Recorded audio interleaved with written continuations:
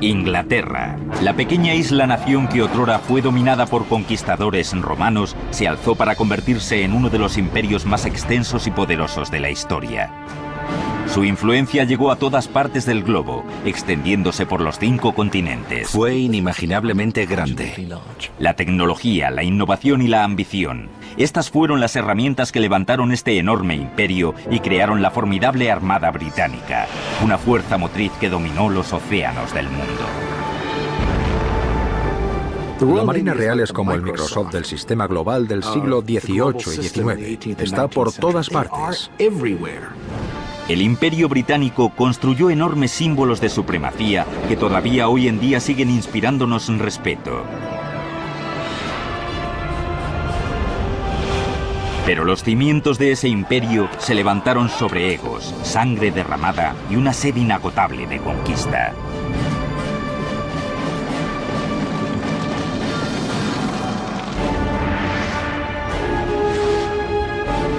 La construcción de un imperio. Gran Bretaña. Año 410 de nuestra era. El imperio más poderoso que el mundo ha conocido está siendo atacado. Desde los confines de las islas británicas, las otrora poderosas legiones romanas se baten en retirada hacia la costa. Dejan tras de sí un vacío militar y político. Por primera vez después de más de 400 años, la vulnerable isla de Britania debe valerse por sí misma. Era el final de un imperio y el comienzo de otro. El sol nunca se pone en el Imperio Británico. Llevo toda mi vida oyendo esas palabras desde que era pequeño. Incluso aunque nunca viví en Inglaterra y ese imperio hacía mucho tiempo que había desaparecido. Hola, me llamo Peter Wheeler. En su época de máximo esplendor, el Imperio Británico abarcaba casi un cuarto de la masa terrestre de la Tierra, unos 36.260.000 kilómetros cuadrados. Si lo piensan un momento, una extensión pasmosa. Pero, ¿cómo llegó una isla que estaba al medio del Atlántico Norte a convertirse en un imperio tan monstruoso? Bueno, a principios del año 400 de nuestra era, mientras esos ciudadanos romanos huían de una posible masacre a manos de los vikingos, los jutos, los anglos y los sajones, algunos de estos maleantes y saqueadores, decidieron quedarse. Tal vez les gustara el clima benigno de la isla. Y tras varios siglos se organizaron y surgió una especie de identidad anglosajona.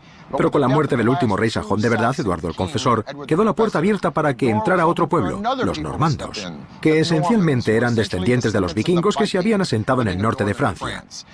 Y en la batalla de Hastings, en 1066, los normandos hicieron precisamente eso, conquistaron Inglaterra al mando de un hombre llamado Guillermo, que hoy en día llamamos Guillermo el Conquistador.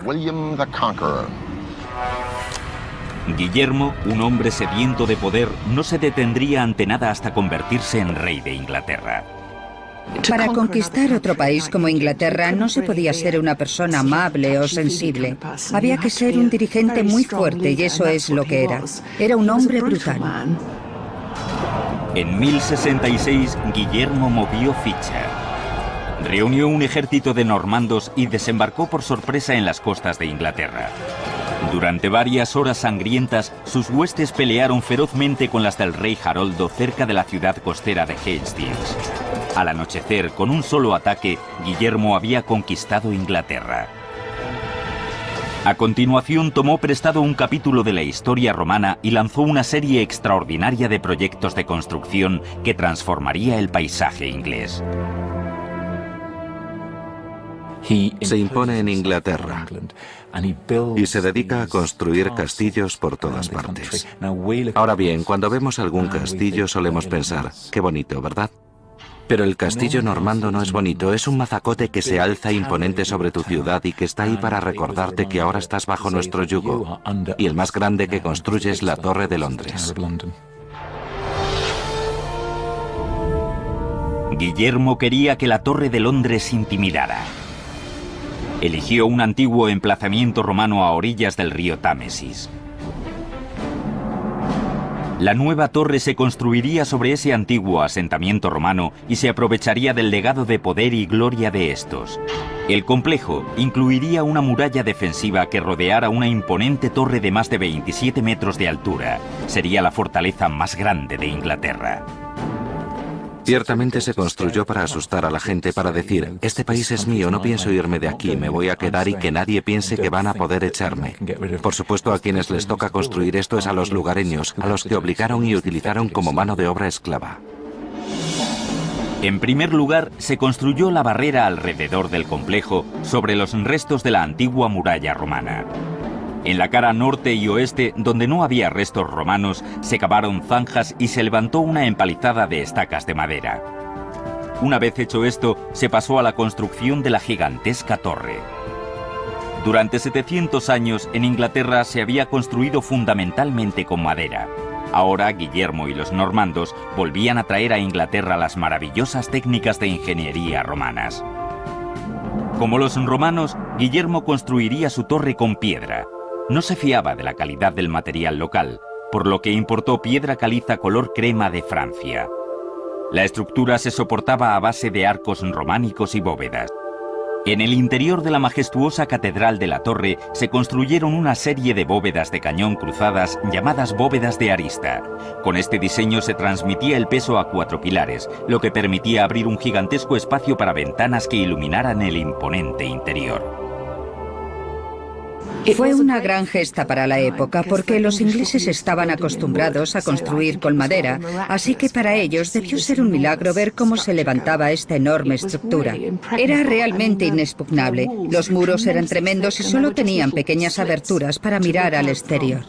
Este castillo de aspecto temible sirvió de residencia real, fortín, bastión y prisión. La maniobra de intimidación se veía refrendada por una rápida y dura represión contra cualquiera que se atreviera a desafiar al rey. Venían hombres armados a tu aldea, a la puerta de tu casa, te sacaban a rastras de ella, te quemaban tu hogar, te quemaban tus campos, te dejaban sin nada y por supuesto mataban a mucha gente. En 1087, cuando estaban a punto de terminar la torre, Guillermo murió, finalizando así 21 años de turbulento reinado. Su imponente fortaleza sería un recordatorio de su visión y tiranía para los siglos venideros.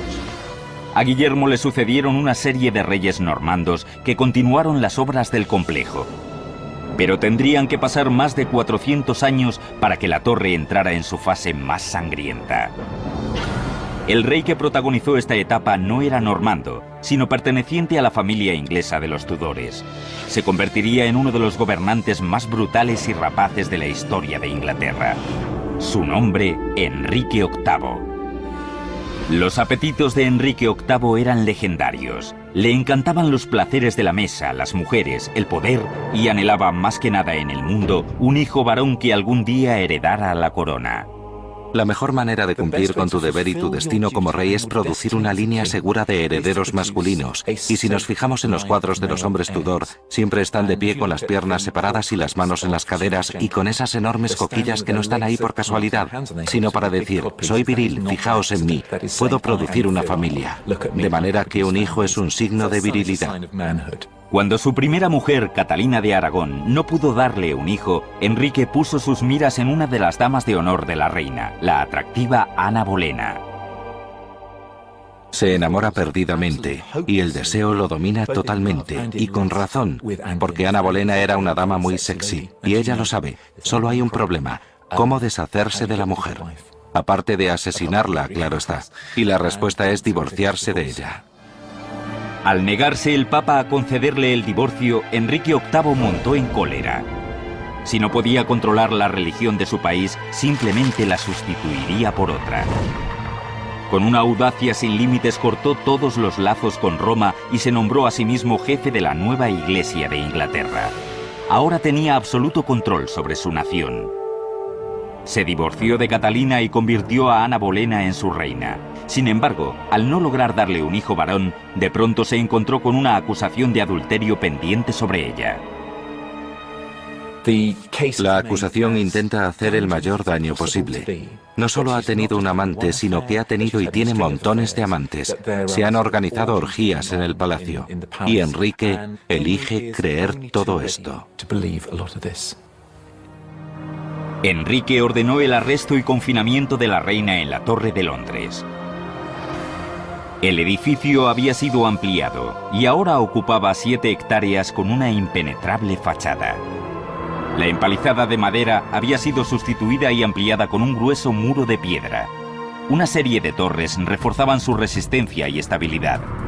Dentro de la muralla exterior se construyó una segunda muralla para reforzar la fortificación.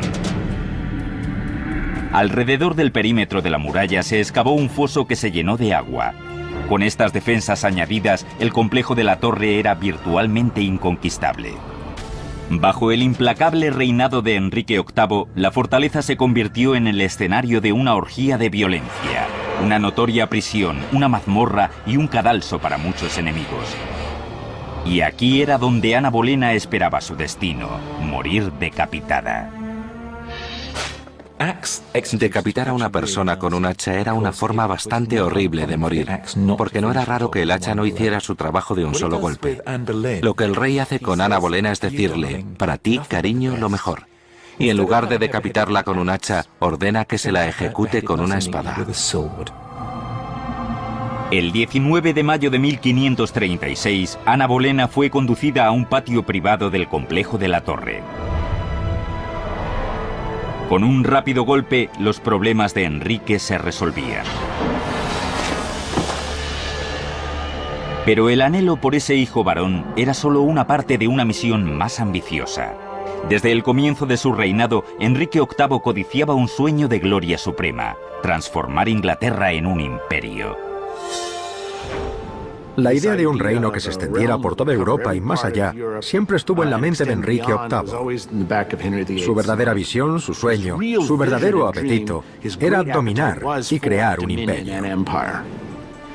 Pero en el camino hacia el imperio, Enrique VIII iba a chocar de frente con Francia y España, las dos superpotencias reinantes en Europa. Su plan de ataque consistiría en llenar los mares con armas flotantes de destrucción masiva.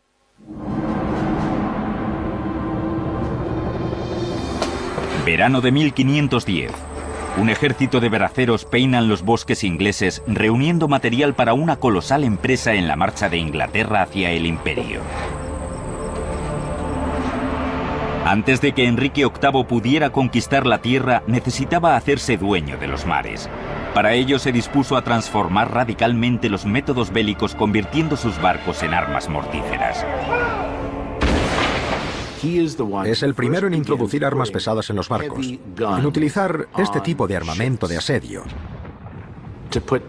de cañones destrozabarcos, algunos de ellos, que pesaban casi 1 tonelada, machacaban al enemigo hasta rendirlo.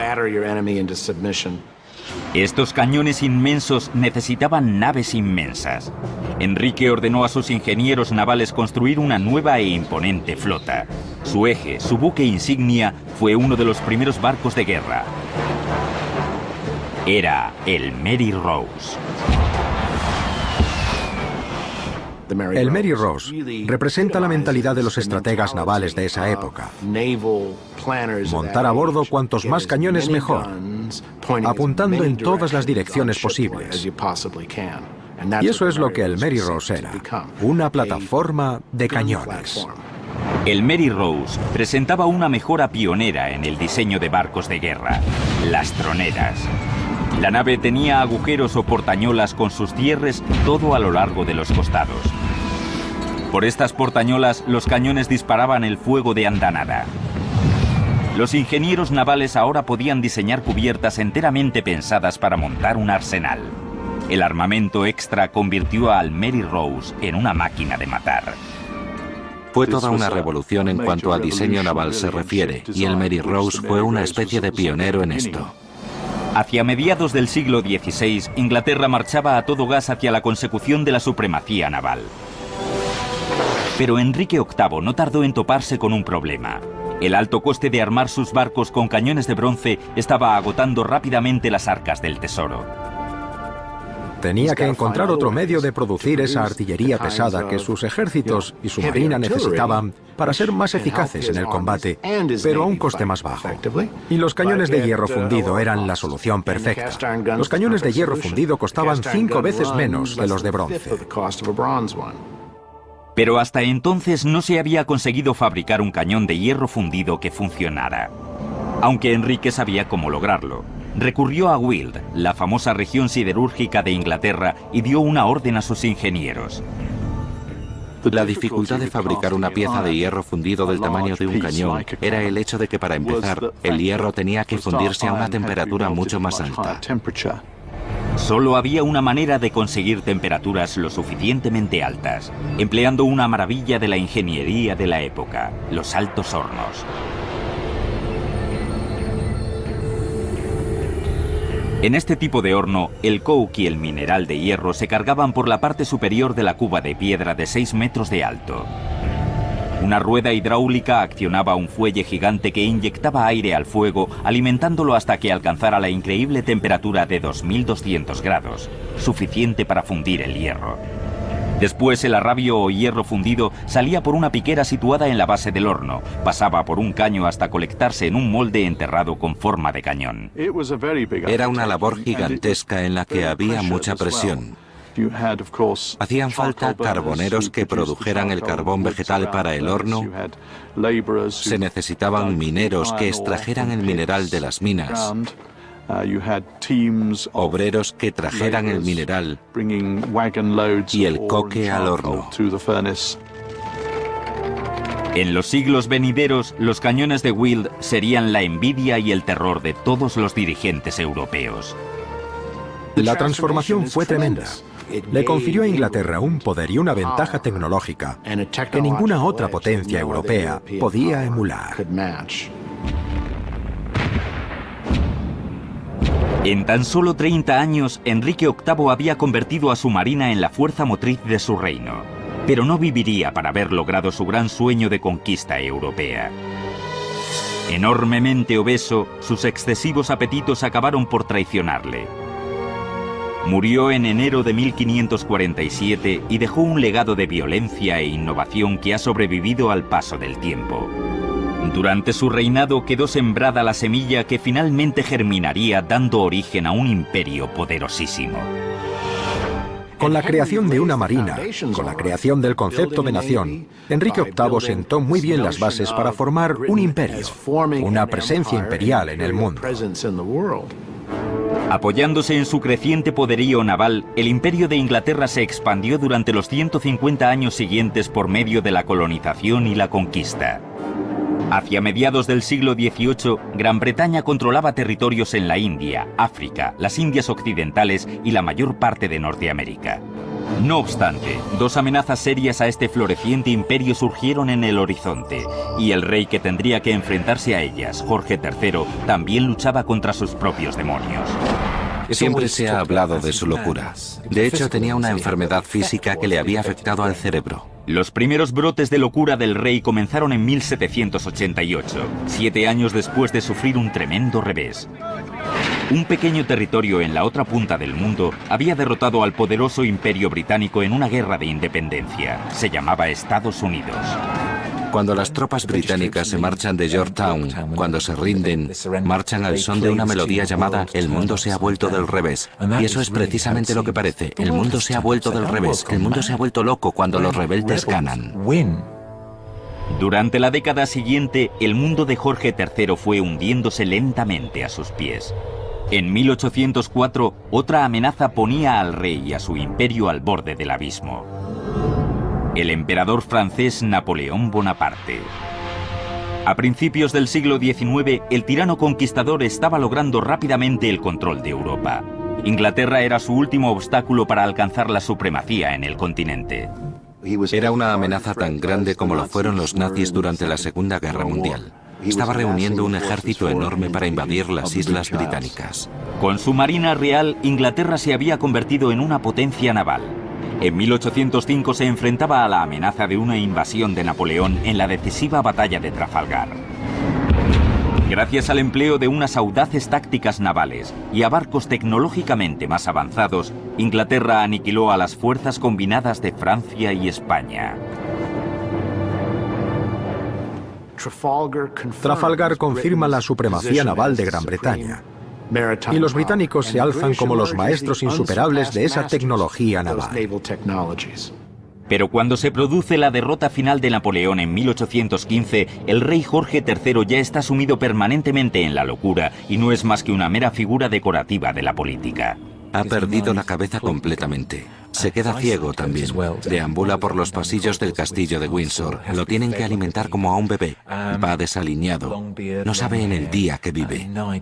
Muy triste realmente.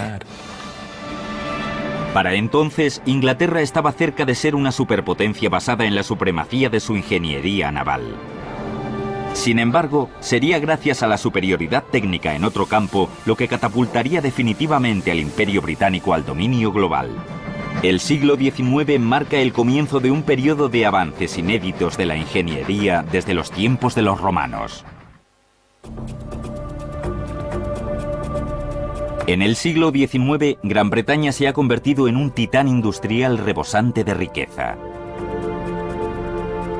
Su monumental éxito se debió a un periodo de asombrosos inventos técnicos que primero se exportaron por todo el imperio y que luego se impusieron en todo el mundo. Es difícil pensar en otro periodo de la historia en el que haya habido tanta creatividad en lo que a tecnología se refiere, tantas ganas de experimentar con las posibilidades de las máquinas, de la ingeniería, de la arquitectura. En el pasado, los imperios se habían construido a mano. Ahora los británicos dominarían su territorio con las máquinas. Las innovaciones de la ingeniería como el hierro fundido y la conversión del barco de guerra en una sola entidad balística y ofensiva con cañones transformó la armada inglesa que, a su vez, transformó a Inglaterra en un imperio. Y ese imperio militar y comercial que se extendía desde Europa a Asia, desde las Américas hasta África, dominó los mares. Pero, ¿qué pasaba en tierra? ¿Por qué a principios de 1800 la producción en Gran Bretaña se había disparado, pero el país no disponía de los medios terrestres para distribuir los productos? Pues bien, en 1782 un hombre llamado James Watt perfeccionó un motor que funcionaba con vapor. Pero hubo de pasar 40 años para que un tal George Stephenson y su hijo Robert cogieran ese motor y con una caja de fuego, una caldera, un pistón y un extraordinario invento llamado chimenea, produjeran una locomotora llamada Rocket que se desplazaba sobre unos raíles a la fastuosa velocidad de 46 km/h. El ferrocarril revolucionó el transporte comercial terrestre. La locomotora Rocket no era la primera locomotora, pero sus extraordinarias prestaciones demostraron que los trenes de vapor iban a ser la fuerza del futuro. La clave de su velocidad estaba en su motor. Los gases calientes generados por el carbón que se quemaba en una caja de fuego pasaban por una serie de tuberías de cobre y hacían hervir el agua de una cámara.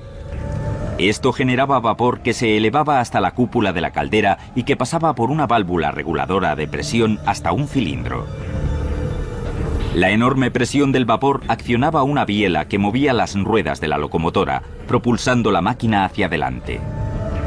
Al eliminar el vapor de escape por una chimenea en lugar de hacerlo por un cilindro, podía entrar aire fresco a la caja de fuego y avivar la combustión. Este avance permitía que la locomotora alcanzara velocidades asombrosas. De todas las locomotoras que se idearon en esa época, es la que realmente tendrá un futuro. Es cierto que pasará por mejoras de todo tipo, pero es la base para las locomotoras del siglo siguiente.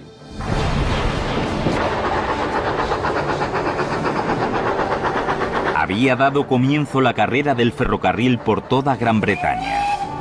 Y en 1833, un brillante y desenvuelto ingeniero se hizo famoso al entrar en el juego ferroviario. Se llamaba Isambard Kingdom Brunel. Brunel era todo un personaje, vestía impecablemente, tenía una mujer guapísima, era una celebridad y sabía explotar eso en su ventaja. También era un obseso del trabajo y no sabía delegar en nadie. Brunel tenía una visión audaz para su ferrocarril. Sería el proyecto más ambicioso de la historia. Una red ferroviaria gigantesca que conectara a toda Inglaterra. Lo llamaría Great Western Railway. Y estaba decidido a que fuera la red de trenes más rápida del mundo. Las vías tenían que estar colocadas donde apenas hubiera pendiente, para que los trenes pudieran correr mucho más.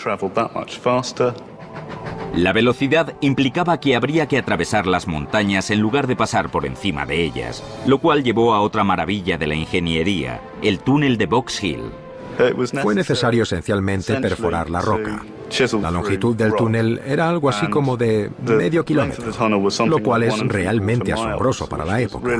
Es un túnel realmente importante, incluso desde el punto de vista actual. Brunel reunió centenares de peones irlandeses para excavar el túnel.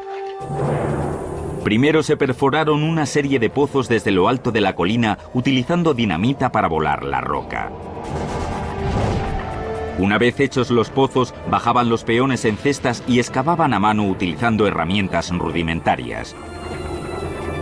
Con caballos y poleas se subía el material extraído hasta el exterior.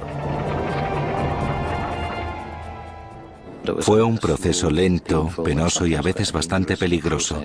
Y por supuesto hubo muertos en la construcción del túnel de Box Hill. Había mucho polvo, mucha suciedad. Y por supuesto cuando se producían las explosiones estaba el riesgo del material despedido. Después de 4 años de obras en las que perecieron más de 100 personas, el túnel de Box Hill estaba concluido. En 1841 por fin se inauguraba la Great Western Railway. En la actualidad, los trenes siguen pasando por el túnel de Box Hill. La moda del ferrocarril que Brunel contribuyó a crear se extendió al resto del imperio, consolidando la supremacía de Inglaterra alrededor de todo el mundo. La red ferroviaria de mediados del siglo XIX, primero en Inglaterra y después en otras partes del mundo, era una verdadera maravilla. Los trenes eran grandes, ruidosos, sucios, pura fuerza, y representan la velocidad, representan la conquista del espacio y del tiempo y son literalmente prodigios de la ingeniería. Gracias al arrollador éxito del ferrocarril, Gran Bretaña se situaba a décadas de distancia del resto del mundo en cuanto a tecnología e ingeniería moderna. El imperio se aproximaba rápidamente a su máximo esplendor. Pero un increíble revés, asestado a su centro neurálgico, iba a conmocionar a Gran Bretaña hasta la médula.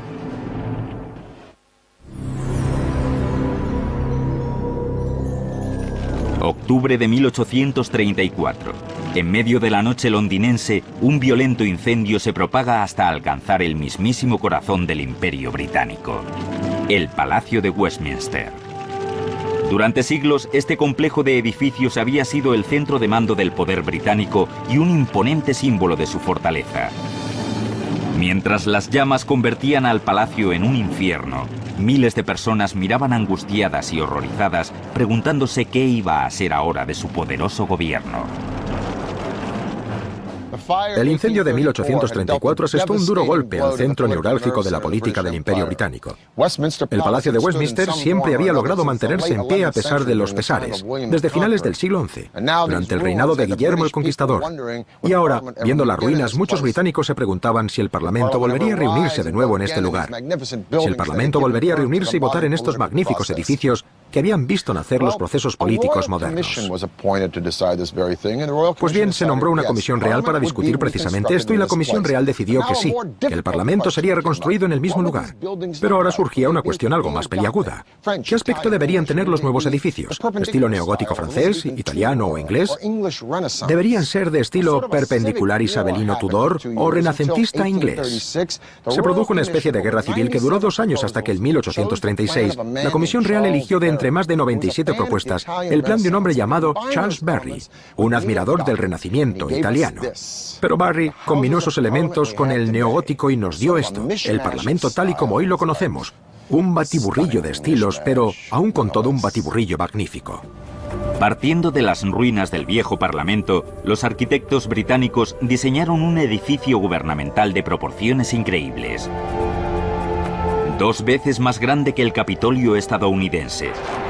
El palacio, para el que se eligió un tipo de piedra caliza de color arena llamada Anston, ocuparía una extensión de 3,2 hectáreas de terreno y contaría con altísimas torres de hasta 100 metros de altura. Se decidió que una de esas gigantescas estructuras fuera la torre para un gran reloj, el que hoy conocemos como Big Ben. En el siglo XIX ya es posible medir el tiempo de una manera más exacta, y el tiempo es importante, el tiempo es oro.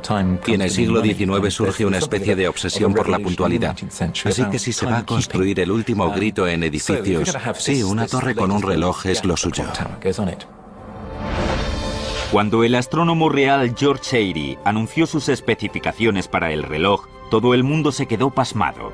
Sería el reloj más grande y más ambicioso que el mundo había visto. Pues bien, Airy quería un reloj de una gran excelencia. Por ejemplo, una de las cosas que exigía era que no se retrasara más de un segundo cada 24 horas. Y además que los informes de su exactitud fueran telegrafiados río abajo al observatorio de Greenwich 2 veces al día. Ahora bien, esto no era la era de la información del siglo XXI. Y para un relojero digital no sería para tanto. Pero que un relojero del siglo XIX fabricara un reloj tan grande para una torre gigantesca, con un mecanismo pesadísimo para dar la hora, con unas manecillas de ese calibre, con esa precisión y esa exactitud, un reloj que iba a estar expuesto a la lluvia, al viento, a los elementos, segundo tras segundo, hora tras hora, semana tras semana, año tras año, era absolutamente inimaginable. Esto sí que era pedir la luna. Así que el Parlamento, con razón, le pidió a Airy si podía idear un plan que fuera un poquito más razonable y menos caro. Pero Airy fue inflexible, y así el reloj que hoy conocemos erróneamente como Big Ben, ya que ese es el nombre de la campana, se convirtió en un estándar para calcular el tiempo de todas partes del mundo.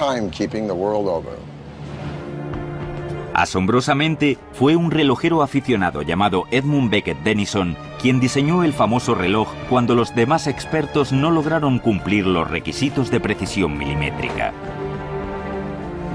Como todos los relojes de este tipo, el de Denison funcionaría por medio de un mecanismo de pesas, engranajes y un péndulo. Pero lo más innovador del diseño del Big Ben consistía en un sistema que protegía al péndulo de las fuerzas exteriores.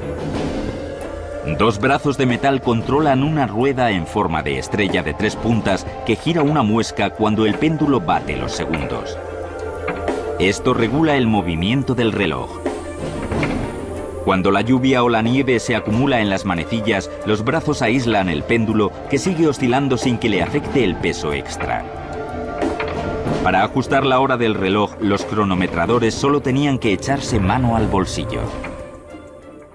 Se utilizaban peniques para ajustar la precisión del reloj. Añadiendo o quitando una de estas antiguas monedas en el péndulo, se podía adelantar o atrasar el reloj 2/5 de un segundo en 24 horas. Mediante ese brillante aunque sencillo método, el reloj se hizo famoso en el mundo entero como una maravilla de la puntualidad inglesa. La torre del reloj del Parlamento, que es el centro del imperio, tiene una peculiar y poderosa importancia simbólica. Es como si hasta el tiempo estuviera gobernado por los británicos. Además del reloj, se necesitaban una serie de campanas para marcar el paso del tiempo y una enorme campana central para dar la hora. George Mears se encargó de fabricar la gigantesca campana según las instrucciones precisas de Denison, y así es como vino al mundo el Big Ben, con unas increíbles 13 toneladas de peso. En 1858, los londinenses salieron a la calle para aplaudir el paso de la enorme campana en su camino hacia la torre del reloj. Desde entonces, ha llenado Londres con su distintivo tañido. Londres creció tremendamente. Era realmente la primera conurbación a gran escala del mundo. Y como ciudad, tenía que tener sus símbolos. Y el mayor de todos, el más icónico, era el edificio del Parlamento y el Big Ben como símbolo del poderío y la fuerza del Imperio Británico. Hacia mediados del siglo XIX, Gran Bretaña había establecido el patrón de oro para los logros tecnológicos. Pero bajo el reinado de una joven e ingenua reina, Londres sufriría una crisis que pondría a la ciudad al borde del desastre. En 1837, una adolescente toma las riendas del imperio más poderoso de la Tierra. Su ascensión al trono estuvo marcada por la polémica en toda Gran Bretaña. Tanto sus súbditos como su gobierno la consideraban una niña consentida, impetuosa e inmadura para gobernar. Era la reina Victoria. Tenía solo 18 años cuando subió al trono y los 2 primeros años de reinado fueron muy difíciles. De hecho, era bastante impopular.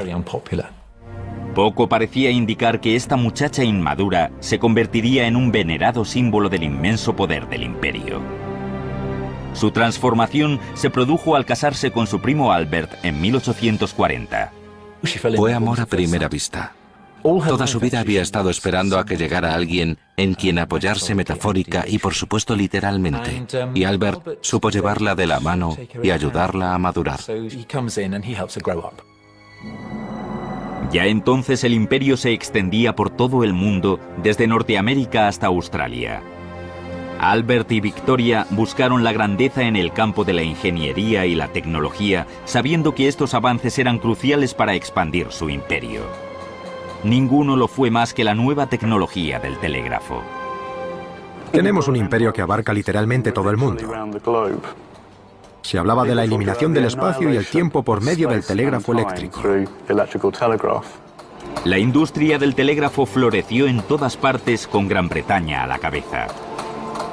Durante la mitad del siglo XIX se tendieron más de 155.200 kilómetros de cables de acero de telégrafo. Ahora era posible enviar un mensaje desde Gran Bretaña a la India en cuestión de horas. Se había construido la primera autopista de la información del mundo, y con ella el imperio podría consolidar su poder de manera más eficaz que antes. Era una empresa gigantesca, sin duda. Algo simplemente inconcebible antes de que se hiciera. Los avances de la ingeniería no solo unificaron el imperio, también desencadenaron una bonanza industrial sin precedentes. La gente del campo acudía en masa a los centros urbanos para aprovecharse de las ofertas laborales. Y mientras la productividad se disparaba, también lo hacía la población de su centro neurálgico, Londres. Al principio del siglo XIX, la población se situaba en 1 millón de personas, mientras que hacia la década de 1850 ya era de 2 millones, y Londres no estaba diseñada para esto. La gente vivía hacinada, realmente parecía un gallinero. Londres bullía de gente. Ante la superpoblación y el hacinamiento, los problemas de saneamiento se propagaron como el fuego. La basura acababa en las alcantarillas, que eran solo canales para la lluvia, y las aguas fecales sin tratar vertían directamente en el Támesis. La situación era propicia para el desastre.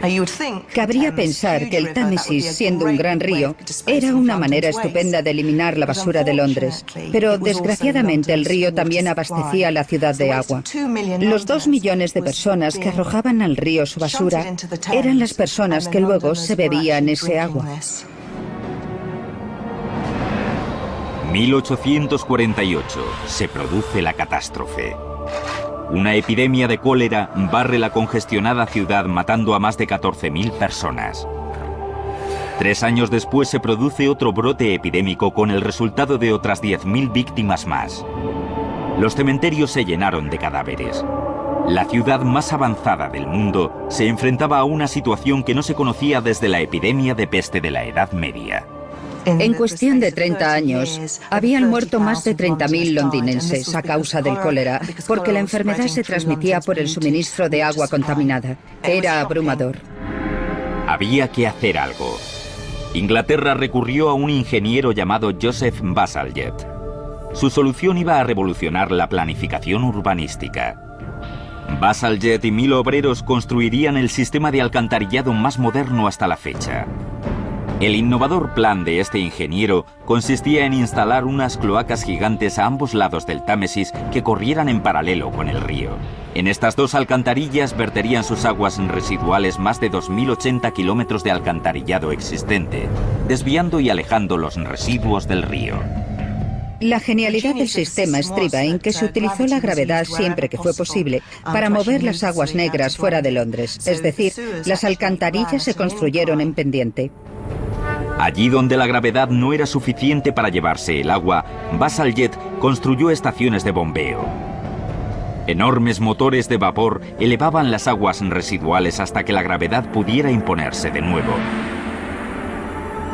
Las alcantarillas conducían los residuos hasta 2 puntos de vertido donde se colectaban hasta que la marea alta pudiera disponer de ellos de manera natural. El sistema de alcantarillado realmente fue una de las maravillas del siglo XIX. Se emplearon 300 millones de ladrillos. Se removieron cantidades ingentes de tierra. Fue una tarea colosal, brillante y asombrosa. Esta extraordinaria hazaña de la ingeniería transformó Londres en la primera relumbrante metrópolis moderna. Las ciudades de toda Europa estudiaron sus diseños llenas de admiración. Pero la epidemia no sería la última crisis del reino de Victoria. Si leen Tiempos difíciles de Oliver Twist o David Copperfield o cualquiera de las obras geniales de Charles Dickens, se harán una idea de la increíble superpoblación de Londres en el siglo XIX. Y algunas de las secuelas de este horror fue el demencial volumen de tráfico que soportaba la ciudad, el caos de los peatones, los caballos, los coches, los carros que transportaban de todo, desde heno hasta materiales pesados. El tráfico del sur solamente atascaba el puente de Londres de tal manera que la ciudad se estaba asfixiando en su propia prosperidad. Londres necesitaba otro puente, pero un puente tradicional impediría el acceso al puerto de los grandes barcos mercantes que subían por el río. No, lo que Londres necesitaba era un puente levadizo como ese de ahí. El puente levadizo sería el más grande y sofisticado de su clase. Se llamaría Tower Bridge. La estructura es de acero sólido, forrada de piedra para que hiciera juego con la cercana Torre de Londres. Cuando el puente se construyó, las levas o básculas de 1.200 toneladas se levantaban gracias a unos motores de vapor. La fuerza hacía girar unos piñones sobre una cadena de acero curvada unida con remaches a la cara externa de las vigas.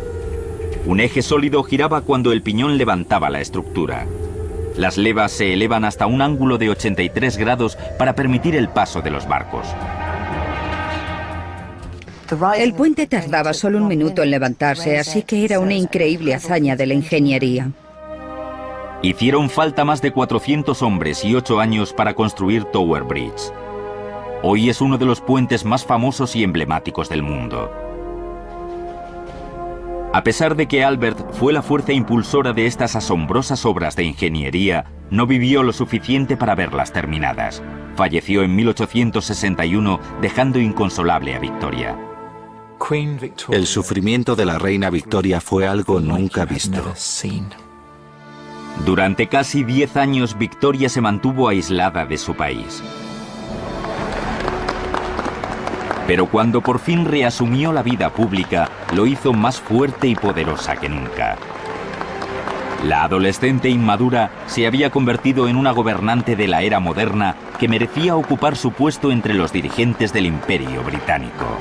Por todo el mundo se erigen estatuas de la reina Victoria. Por todo el mundo hay enormes celebraciones y en muchos casos también participan los pueblos colonizados. Se convierte en una figura muy querida. Victoria pasó a ser un símbolo del esplendor y el poderío del imperio. Su reinado marcaría el punto culminante del poder británico en el mundo. El imperio ahora tenía posesiones en todos los continentes principales y más de 400 millones de súbditos. Ningún otro país podía rivalizar con su inmenso poder. Fue el imperio más extenso que el mundo había conocido hasta entonces.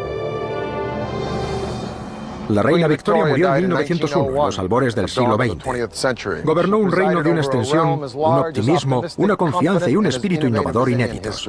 El Imperio Británico había conducido a la humanidad hacia la era moderna, con su producción en masa, su rapidez en el transporte y las comunicaciones. El mundo nunca volvería a ser el mismo. Todos los países y las culturas que hay en la actualidad en este planeta se han beneficiado de una manera u otra de la visión y la imaginación de los británicos.